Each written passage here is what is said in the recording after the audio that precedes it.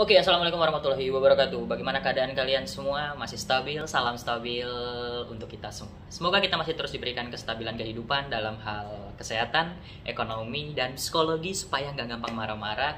Dan juga kamu masih terus diberikan kesempatan untuk terus bisa berpikir, bertindak, dan berperilaku stabil di tengah-tengah kondisi yang semakin tidak stabil ini. Itu gunanya salam stabil. Semoga kita terus ingat.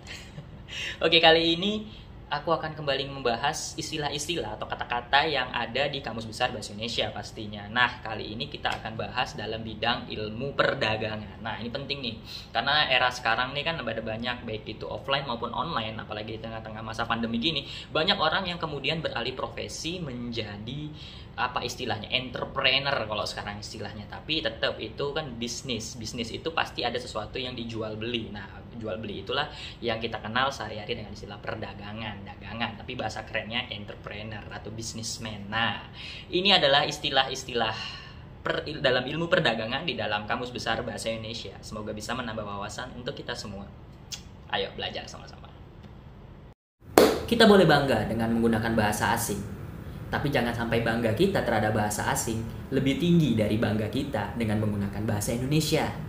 Ayo sama-sama kita menjadikan bahasa Indonesia menjadi raja di tanah airnya sendiri.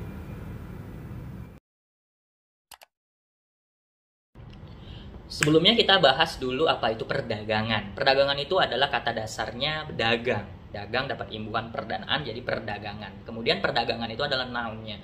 Nah, arti perdagangan adalah perihal berdagang, urusan berdagang dan perniagaan. Berdagang itu artinya adalah kegiatan jual beli. Jadi kegiatan perdagangan ya urusan jual beli atau perniagaan atau perihal tentang segala sesuatu seluk-beluk mengenai jual beli itu. Itulah yang dimaksud dengan perdagangan di dalam Kamus Besar Bahasa Indonesia. Apa aja istilah-istilah atau kata-kata yang mungkin asing kita dengar atau baru kita dengar di sini? Yuk kita pelajarin sama-sama tentang ilmu perdagangan di dalam Kamus Besar Bahasa Indonesia. Ayo. Oke, untuk istilah pertama nih di dalam Kamus Besar Bahasa Indonesia di ilmu perdagangan ada yang disebut dengan arbitrase. Arbitrase ini juga ada di dalam bidang ilmu hukum. Dia lebih spesifiknya di bidang ilmu hukum yang sering kita dengar ya, arbitrase ya. Tapi dalam ilmu perdagangan juga ada. Nah, ini dia. Arbitrase ya. Arbitrase dalam bidang ilmu perdagangan di Kamus Besar Bahasa Indonesia artinya adalah pembelian dan penjualan secara simultan atas barang yang sama di dalam dua pasar atau lebih dengan harapan akan memperoleh laba dari perbedaan harganya. Nah, gitu contoh misalnya kita kayak beli mouse, ya kan, mouse untuk komputer di toko satu kita beli, di toko dua kita beli. Nah, harapan kita adalah untuk mendapatkan keuntungan dari selisih dua harga dari dua toko tersebut. Gitu. Itu yang disebut dengan arbitrase dalam ilmu perdagangan. Nanti ilmu hukum akan kita bahas. Kayaknya udah kita bahas nih, tapi silahkan cek aja di konten bahas istilah ilmu hukum di dalam KBBI. Oke, sekali lagi, arbitrase di dalam ilmu perdagangan artinya adalah pembelian dan penjualan secara simultan atas barang yang sama di dalam dua pasar atau lebih dengan harapan akan memperoleh laba atau keuntungan dari perbedaan harga barang tersebut. Gitu. Semoga menambah wawasan untuk kamu. Oke, istilah selanjutnya dalam bidang ilmu perdagangan ada yang disebut dengan barang modal. Barang modal di dalam Kamus Besar Bahasa Indonesia artinya adalah barang yang digunakan untuk menghasilkan sesuatu seperti mesin atau modal usaha. Itu yang disebut dengan barang modal. Jadi kalau kita membangun sebuah usaha, membangun sebuah perdagangan, pengen berdagang, tentunya kita harus punya modal berupa barang ya, mesin atau segala macamnya untuk memproduksi barang yang mau kita jual. Nah, barang tersebutlah dalam ilmu perdagangan disebut dengan barang modal gitu. Sekali lagi, barang modal di dalam Kamus Besar Bahasa Indonesia artinya adalah barang yang digunakan untuk menghasilkan sesuatu seperti mesin atau kata lainnya adalah modal usaha gitu. Semoga menambah wawasan.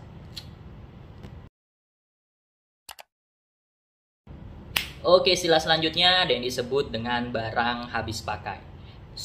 Barang mudah pakai. Oke, barang mudah pakai ini di dalam Kamus Besar Bahasa Indonesia di ilmu perdagangan artinya adalah barang yang sering dibeli oleh konsumen dengan usaha minimal tanpa pembandingan lebih dulu dengan barang lain dan dijual di tempat yang dekat dengan konsumen. Apa ya kira-kira ya? Kaos kaki mungkin ya. kan gampang ya dapatnya. Pulpen kan mudah didapatkannya. Atau mancis. Mancis mudah didapat tapi mudah hilang. Ya, itu curancis namanya. Pencurian mancis itu sering dilakukan oleh tongkrongan-tongkrongan yang tidak berakhlak. Ya pokoknya itulah contoh-contohnya. Nah, itu disebut dengan barang mudah pakai. Ya, oke, di dalam ilmu perdagangan ya. Sekali lagi, istilah barang mudah pakai di dalam Kamus Besar Bahasa Indonesia dalam bidang ilmu perdagangan artinya adalah barang yang sering dibeli oleh konsumen dengan usaha minimal tanpa pembandingan lebih dulu dengan barang lain dan dijual di tempat yang dekat dengan konsumen. Itu dia artinya barang mudah pakai. Semoga menambah wawasan untuk kamu.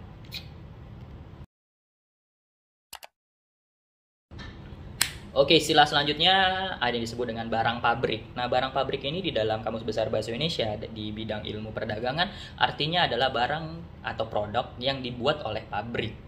Tentu ya. Contohnya kayak gelas itu dari pabrik nggak sih? Iyalah, pokoknya dari pabrik semuanya. Terus sepatu, nah itu kan dari pabrik-pabrik gitu. Jadi ya barang itu disebut dengan barang pabrik, bukan kayak TS itu kan bukan barang pabrik. Itu barang dapur. Enggak ya. Oke, istilah dalam ilmu perdagangan yang disebut dengan barang pabrik di Kamus Besar Bahasa Indonesia artinya adalah barang produk yang dibuat oleh pabrik. Itu dia. Semoga menambah wawasan.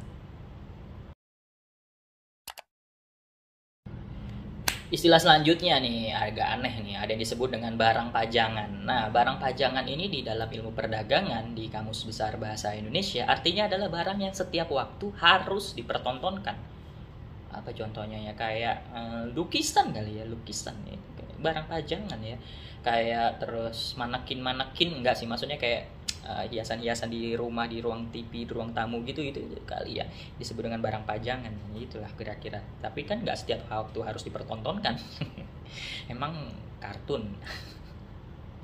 Oh ya, itulah pokoknya artinya istilahnya disebut barang pajangan dalam ilmu perdagangan di Kamus Besar Bahasa Indonesia itu artinya adalah barang yang setiap waktu harus dipertontonkan gitu. Semoga menambah wawasan. Oke, nah istilah selanjutnya disebut dengan barang setengah jadi. Nah, barang setengah jadi ini artinya dalam Kamus Besar Bahasa Indonesia adalah barang yang masih mengalami pengerjaan lebih lanjut sebelum dapat digunakan. Nah, itu jadi kayak belum digunain gitu ya. Kayak telur mata sapi setengah jadi. Enggak setengah matang, itu memang permintaan biasanya. Bukan istilah. Enggak ya, itu bercanda kayak apa ya? Ya pokoknya kayak misalnya dia belum selesai dibuat aja sih gitu. Jadi masih barang setengah jadi istilahnya. Nah, dalam ilmu perdagangan itu, barang setengah jadi di Kamus Besar Bahasa Indonesia artinya adalah barang yang masih mengalami pengerjaan lebih lanjut sebelum dapat digunakan. Itu di arti. Semoga menambah wawasan juga untuk kamu. Oke, ini istilah lucu nih. Ada istilah buku harian, diary-nya ya itu artinya ya. Tapi di bahasa Indonesianya artinya buku harian. Nah, buku harian ini punya istilah lain di Kamus Besar Bahasa Indonesia. Secara umum artinya adalah buku tulis yang berisi catatan tentang kegiatan yang harus dilakukan dan kejadian yang dialami setiap harinya. Itu biasanya cewek-cewek itu buat dear diary gitu ya. Tapi dalam ilmu perdagangan, buku harian itu artinya adalah buku untuk mencatat perincian transaksi usaha berdasarkan urutan waktu. Nah, itu kayak laporan keuangan tapi sifatnya harian. Nah, itu disebut dengan buku harian dalam ilmu perdagangan gitu. Sekali lagi, istilah buku harian di dalam Kamus Besar Bahasa Indonesia dalam ilmu perdagangan artinya adalah buku untuk mencatat perincian transaksi usaha berdasarkan urutan waktu gitu. Semoga menambah wawasan.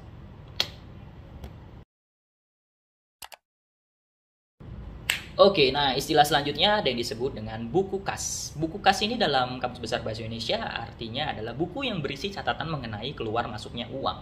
Nah, itu biasa dipakai di swalayan atau di semua tempat ya. Semua usaha pasti punya buku kas ya, karena dia mencatat uang masuk dan uang keluar gitu. Itu untuk laporan keuangan lebih tepatnya, untuk pertanggungjawabannya ke atasan atau ke negara gitu ya. Dalam hal instansi negara dia.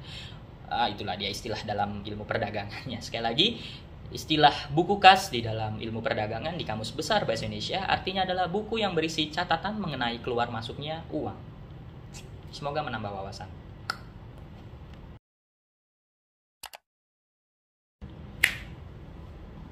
Oke, tadi kelewatan, masih 0 ya. Oke, kita ulangi. Oke, istilah selanjutnya disebut dengan contoh kenyataan.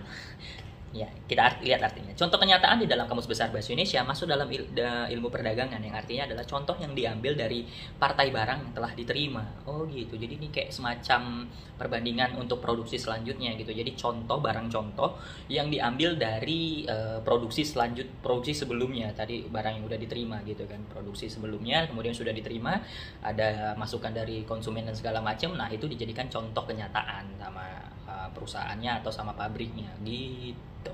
Sekali lagi, istilah contoh kenyataan di dalam Kamus Besar Bahasa Indonesia dalam ilmu perdagangan artinya adalah contoh yang diambil dari partai barang yang telah diterima. Itu dia.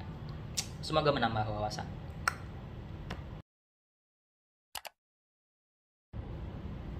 Oke, nah istilah selanjutnya ada yang disebut dengan contoh pembelian. Contoh pembelian masuk dalam kategori ilmu perdagangan di Kamus Besar Bahasa Indonesia. Artinya adalah contoh yang menjadi dasar pembelian suatu jenis barang.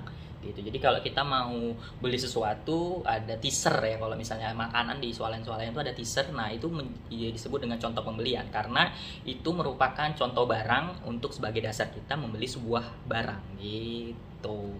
Nah, disebut dengan contoh pembelian ternyata. Teaser bahasa kerennya, tapi bahasa Kamus Besar Bahasa Indonesianya contoh pembelian. Sekali lagi, istilah contoh pembelian di dalam Kamus Besar Bahasa Indonesia dalam ilmu perdagangan artinya adalah contoh yang menjadi dasar pembelian suatu jenis barang. Gitu.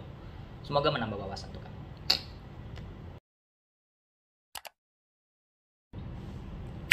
Oke, istilah selanjutnya ini disebut dengan contoh penawaran. Nah, contoh penawaran ini dalam Kamus Besar Bahasa Indonesia di ilmu perdagangan artinya adalah contoh yang diambil dari partai barang yang ditawarkan.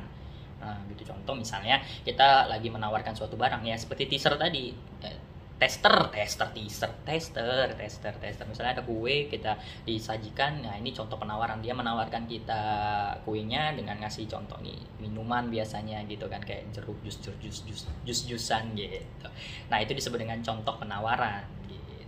Sekali lagi, istilah contoh penawaran di dalam ilmu perdagangan di Kamus Besar Bahasa Indonesia artinya adalah contoh yang diambil dari partai barang yang ditawarkan gitu. Semoga menambah wawasan.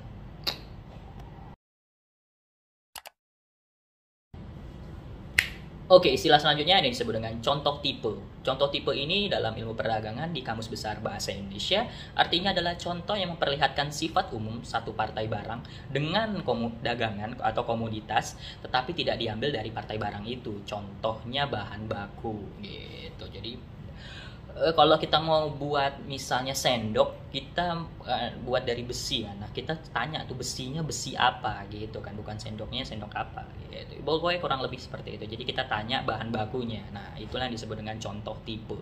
Sekali lagi, contoh tipe dalam istilah ilmu perdagangan di Kamus Besar Bahasa Indonesia artinya adalah contoh yang memperlihatkan sifat umum satu partai barang dagangan atau komoditas, tetapi tidak diambil dari partai barang itu. Contohnya sekali lagi bahan baku itu. Iya. Semoga juga menambah wawasan untuk kamu.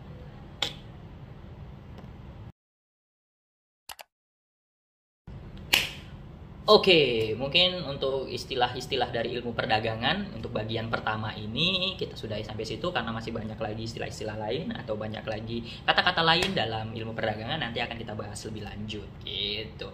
Itu aja sih, semoga apa yang saya sampaikan pastinya menambah wawasan untuk saya dan semoga juga memberikan tambahan wawasan untuk kamu yang nonton dan kamu bisa mengaplikasikannya dalam hidup. Mana tahu kamu nanti mau berdagang atau mau mulai masuk ke dunia usaha jadi entrepreneur gitu kan. Paling enggak kita tahu lah istilah-istilahnya, meskipun ada banyak kalau entrepreneur itu kayaknya banyak bisnis dunia usaha tuh banyak istilah-istilah luar, tapi paling enggak kita tahu nih apa istilah-istilah yang dipakai dalam dunia usaha atau dunia perdagangan yang ada di Kamus Besar Bahasa Indonesia gitu. Jadi biarkan bahasa Indonesia menjadi raja dan tuan rumah di tanah airnya sendiri. Itu dia. Jadi jangan terlalu bangga menggunakan bahasa asing. Ya nggak masalah, bangga aja pakai bahasa asing, tapi jangan sampai bangga kita terhadap bahasa asing melebihi bangga kita dengan menggunakan bahasa Indonesia. Itu aja sih tujuan saya. Semoga menambah wawasan dan akhir kata dari saya, salam stabil untuk semuanya. stabil. Semoga kamu dan orang-orang yang kamu sayangi masih terus diberikan kestabilan kehidupan dalam hal kesehatan, penting sekali, ekonomi pasti, dan psikologi lah supaya nggak gampang marah-marah. Sehat tapi kalau gampang marah-marah untuk apa? Dan kamu juga masih terus diberikan kesempatan untuk bisa berpikir, bertindak, dan berperilaku stabil di tengah-tengah kondisi yang semakin tidak stabil ini. Gitu aja. Akhir kata dari saya, Assalamualaikum warahmatullahi wabarakatuh. Semoga menambah wawasan dan salam stabil.